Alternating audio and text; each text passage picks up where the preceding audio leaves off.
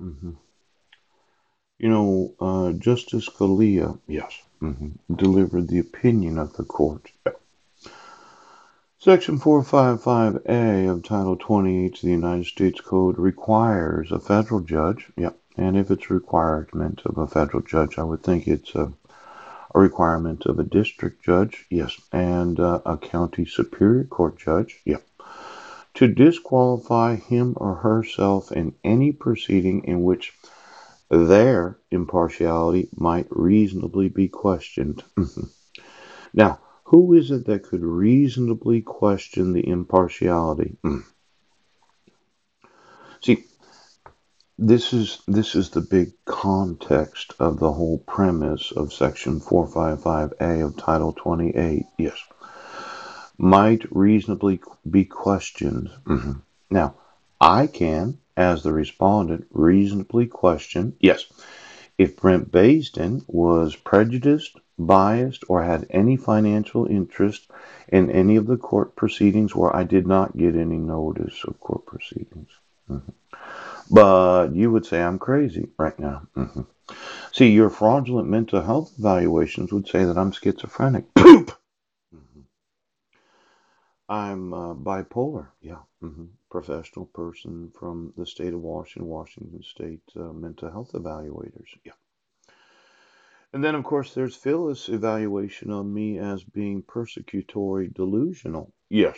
hmm hmm So, reasonably be questioned. Well, you could completely disqualify me as having any reason to question your judgment as a judge.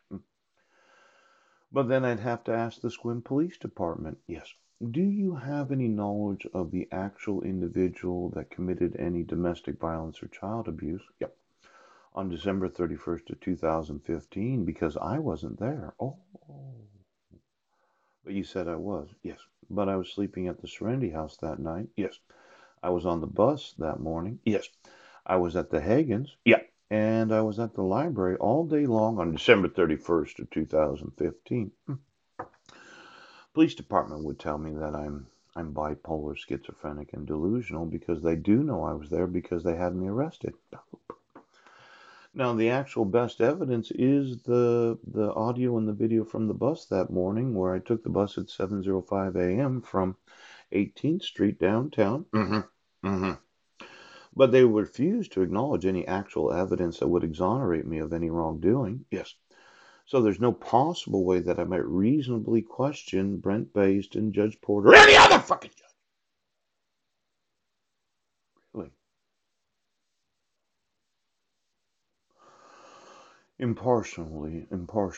Impartiality might reasonably be questioned.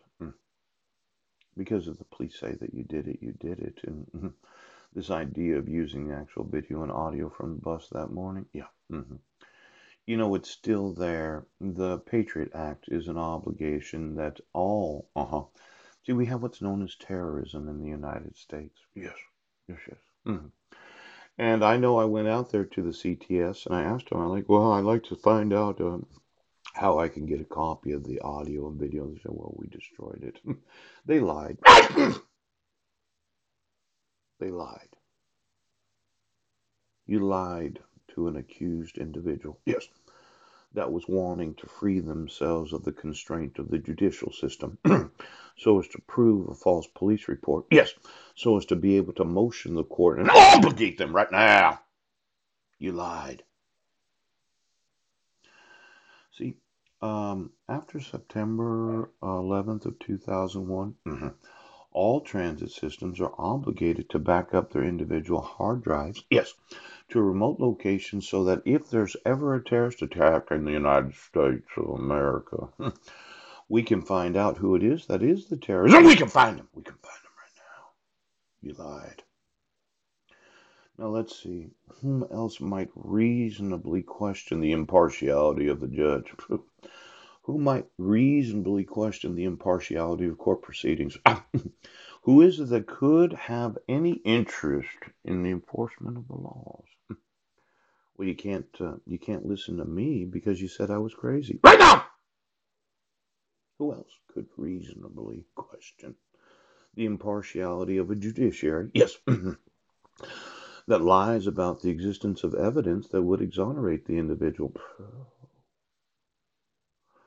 Well, the petitioner couldn't reasonably question, could she? Oh, if she were to go to court and request that the protection order be removed, yeah, even though she didn't sign it. More than two different. See, we have cyber stalking, right? Restraint provision, yeah, restraint provision, right now. Restraint provision, right now. 4 different times the petitioner has alleged that I had violated right now. Well, she can't reasonably question the partiality of the court. So who can? Is there any individual in the United States that has the legal obligation, yes, to question the impartiality